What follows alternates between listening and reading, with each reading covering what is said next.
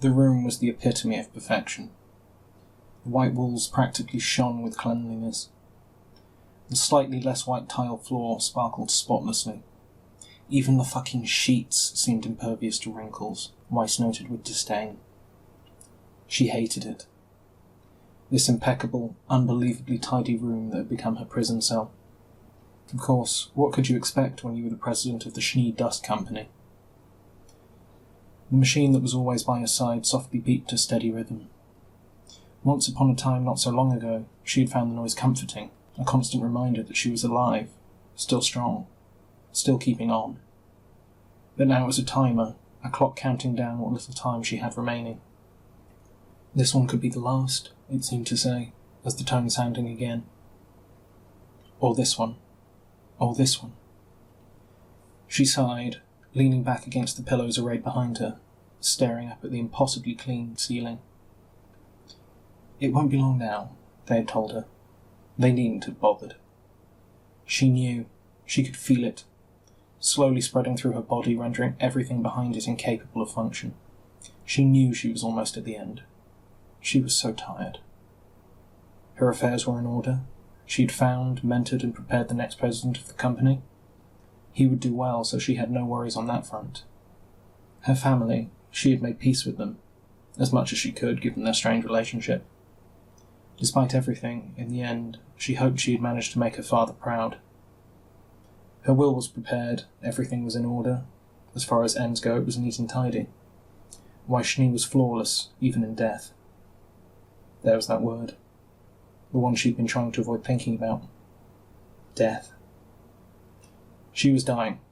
Soon. Probably wouldn't even last the night, if her doctors were to be believed. It was strange. She had grown up with death. It had been a constant companion beside her entire life. It had taken friends, family, mentors, and enemies alike. She had always known that one day it would come for her. She had thought that she was prepared for it. She was a huntress. Death could come at any moment. But in all the time she had imagined her death, she had never imagined it so lonely. They weren't there. None of them. They were all gone. Weiss felt a pit form in her stomach, her eyes misting over as she found herself drifting back through memories she would rather forget. Wren had been the first to go, to everyone's surprise. It had been a simple mission in their third year, just clearing out a small infestation of beowulfs near a village far in the north. He had volunteered, claiming with a small chuckle that he needed a bit of time alone from his team. Weiss, at the same time, couldn't blame him. Jean had been pestering his whole team at the time about training, and Nora seemed even more hyperactive than usual. She remembered when they had seen him off. It had been bright and brisk, the onset of winter just around the corner. Yang and Blake had been out on a mission, but she, RWBY, and the remainder of Team Juniper had gathered at Beacon's gates to wish him farewell. Nora had been worried, uncharacteristically anxious, but Wren assured her with a small smile that he would be back before she knew it. He had hugged her and planted a light kiss on her forehead. "Look after her for me?" he had asked his teammates. "Of course," Jean had replied. He had grasped his best friend's arm. "Hurry back, all right?" Wren had nodded and then boarded the airship and was away. They began to worry after he wasn't back the day he was supposed to be, but they brushed it off with delays in travel. After the second day, Nora was pacing the dorm room, chewing her lip in worry. They tried to calm her down, telling her it was probably just a bigger pack of grim than he had anticipated. Days 3 and 4 passed with nothing happening, but Nora was basically clawing her own skin off. It was day 5 whenever Osbin had gathered them in his office. The second half of the Team RWBY had returned by then, though they were thoroughly confused as to what was going on. There had been silence in the room whenever Osbin told them with a heavy voice that they had found Lai Ren's body half buried in the snowdrifts far outside the village he had been defending. He had been on his way back from the den of Beowulfs, and had been caught in an unexpected blizzard. He hadn't managed to find shelter, and his aura had been low from his recent battle. He had frozen to death. None of them could believe it. It was something so simple. Exposure. It was not a way any of them had ever imagined themselves going. Being eviscerated by Grimm or blown apart into dust accident, sure, but not freezing to death. It took some of the security away from them they haven't even realised they had had. After that, everything had just gone downhill. Nora had been next, never far behind her wren. She'd vanished just a few days later. They woke up and she was gone. Jean freaked out, ripping the school apart looking for her. Team RWBY and Pyrrha joined him, but they couldn't find anything. It wasn't until they heard reports of an incident at the edge of Foreverfall that they discovered her fate. They arrived on the scene far, far too late to do anything for their friend. Her corpse, or what was left of it, was half-eaten and torn limb from limb. RWBY had outright vomited on seeing what had become of the hyperactive Ginger. The bone-white mass of Grim littered the ground around her, too many to count. Manhild lay shattered amongst the carnage. They held their funerals together. Jean was never quite the same after that. None of them were, but Jean blamed himself. Life moved onwards, and so did they, completing their education at Beacon and becoming full-fledged huntresses and one huntsman. It was years before the next tragedy found them. Blake's past finally caught up with her. They cornered her in an abandoned parking lot on the outskirts of Vale late one night. Yang was with her, of course. She had never left her partner's side back then, and so she shared her fate. They had fought until the end. Yang had gone first, a bullet through the heart that not even the indestructible brawler could live through. Blake had finished off the last remaining enemies before crawling her way to her partner's corpse, curling into her and bleeding out. RWBY and Weiss had arrived just in time to watch the light leave her eyes and hear her final whispered goodbye. In that one night, Weiss had lost her entire team. For RWBY died with them. The RWBY she knew, anyway. Yang's death was too much, especially when coupled with Blake's, and the once energetic young woman slowly became listless and lethargic. She stopped talking, stopped going out, stopped eating. She was just wasting away. Weiss tried her hardest to bring her back, with John and Pyrrha's help, but their voices couldn't reach her. Ruby Rose was gone. And then she was actually gone. Weiss had stopped by her apartment one day. She hadn't seen her in a while, and she was worried about her partner. She found the place empty, and the landlord said that RWBY had left weeks before. Alive or dead, they honestly didn't know, but she was gone, and it was clear that no matter what, she would not be returning. The only thing that held the heiress together was the remainder of Team Juniper. The three of them were all that were left of the once proud group of 8. Weiss threw herself into her job, working her way up the ranks of the Schnee Dust Company as quickly as she could. Anything to distract herself from the empty void that yawned in her chest every time she stopped and let herself breathe for a minute. She had been starting to get there, to a point where she thought that maybe she could face life again, when Pyrrha's turn came. Dear, sweet Pyrrha, so strong through everything, resolute and kind, always putting others before herself. She had been doing a combat demonstration for Beacon, taking volunteers from the crowd for brief duels. None of them lasted very long against her, but she always offered them a hand up with a smile. Her smile never had the chance to leave her face, as the one opponent slipped the hidden knife between her ribs and twisted. She was dead before she hit the ground. A deranged fan set on the idea that if he couldn't have her, then she was better off dead, out of reach to anyone else. Weiss hadn't been there, but John had, and she read the reports of how he'd cradled her body, sobbing her name over and over. She had been afraid that she would lose him after that as well, that he would go the same way as RWBY went, and she would be entirely alone. But he held on. He was changed, yes, tempered and jaded by the world, but she couldn't blame him. She felt much the same. Their friends were all gone. He remained, and they each became the only person the other could confide in. They supported each other as best they could, trying to fill in the holes left by their teammates.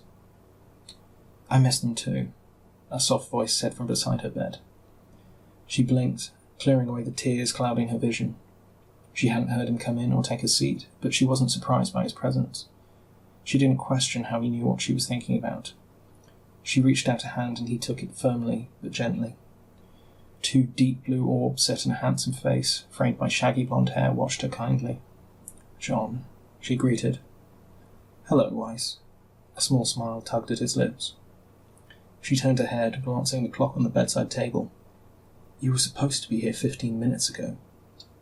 I'm sorry. I got here as quick as I could when they called, but there was an accident on Main. He paused, seemingly considering his next choice of words. How are you feeling? Weiss rolled her eyes. Really, John Ark? How am I feeling? He shrugged, and Weiss sighed. Somehow, through everything, a bit of the original, lovable idiot that he had been survived. I'm feeling fine, considering the circumstances. They sat in a comfortable silence for a time, John's thumb rubbing small circles over the back of her hand. She closed her eyes and breathed, refusing to acknowledge that this was probably the last time she'd share any moments like this with her friend. Eventually, she felt she had to break the silence. She didn't want to. She knew her words were only going to make her more aware of the suffocating reality pressing down on her. The doctors. She swallowed. You are stronger than this, Weiss. They said, and still her voice failed her. She couldn't do it, couldn't put how long she had left into words. I know, he said simply. Will you? Of course. His grip on her hand tightened slightly. I'll be here the whole time. Weiss marvelled over how well they had come to understand each other, even without words. Thank you. She shifted, sitting a bit more upright. How was Beacon? Ugh. He threw up his free hand in exasperation. Ozpin's working me to the bone and good, which is no better. I'm beginning to think I'm not cut out for this. You're going to make a great headmaster, Jean. You just need to be whipped into shape. You really think so? She nodded. I just wish I could. And there it was again. Her throat clenched up and her stomach dropped. She had been preparing for this. She should be ready. And yet panic still clawed at her throat. This was it. Oh God, this was it. She felt John's hand clench harder around hers, and she looked up to meet his gaze. He understood. She could see it in his face. Weiss took a few deep breaths to calm herself. She would not spend her last hours alive, blubbering like a small child. Jean stayed silent the whole time, for which she was grateful. Eventually, when she felt she could trust her voice again, she whispered quietly, I'm sorry. Jean's eyes widened. Why Schnee apologising? He let out a small chuckle. What is this world coming to?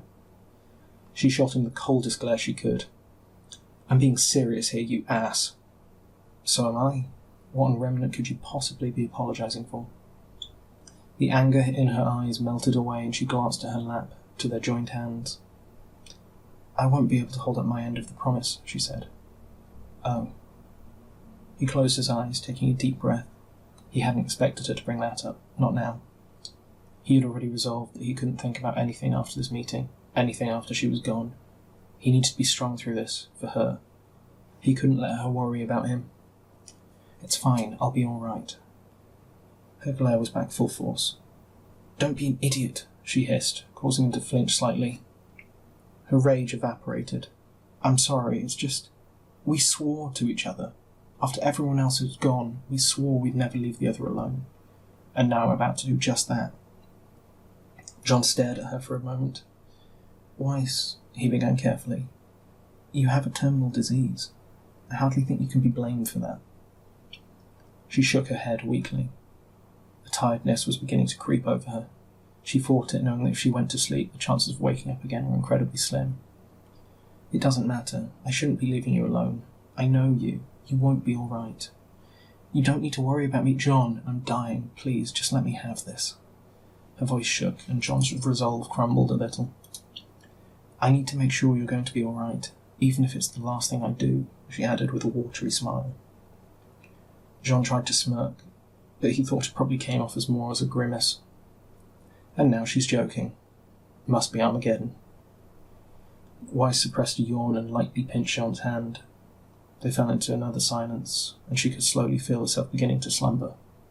No, I'm not ready yet. She forced her eyes open despite the sandbags they felt they were weighed down by. The light coming through the window had grown dim, and she vaguely wondered how much time had passed. How much longer did she have? Ruby, she breathed quietly, her eyes on the ceiling. John started. He had been consumed by his own thoughts and had not been expecting her to talk so suddenly. What? Ruby, she repeated, bringing ice blue orbs down to meet sapphire ones. John felt his heart skip a beat. There was no way she could have found out about that. He had told Ozpin to keep it between them. Weiss didn't need to know. He swallowed. What about her? Find her. His eyebrows shot up in surprise. You don't have to be alone. Ruby's still out there somewhere, I'm sure. She was always tough. She wouldn't just die. The strength in Weiss' voice was fading with each sentence. She was clearly fighting to keep awake. Find her, she pleaded. Jean bowed his head, feeling a part of himself break inside. Yeah, he said quietly. I'll do that. I'll find Ruby. He didn't have the heart to tell her about the message he had received from Ozpin the previous week.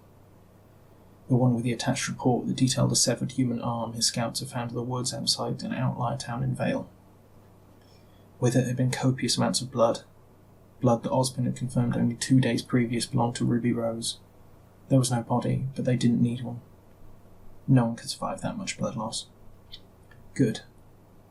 There was more silence, and she was so still that Jean began to wonder if she hadn't fallen asleep, whenever she spoke up in the tiniest, most frightened voice he had ever heard from her. Jean? I'm here, Weiss. I'm scared. I'm so scared.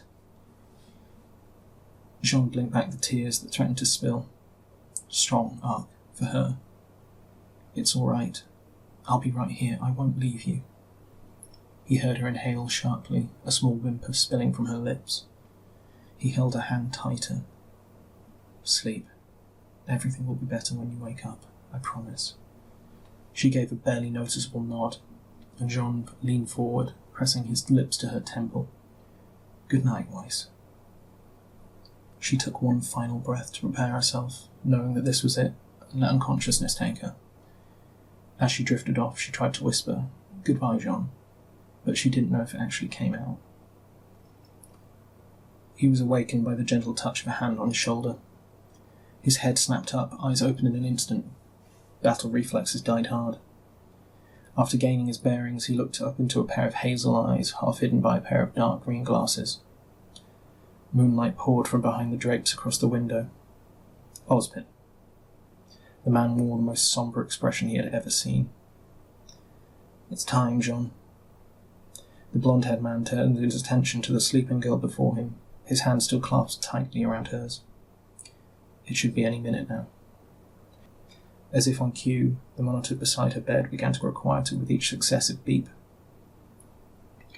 Jean stood and leaned over his friend. It was time for his goodbyes.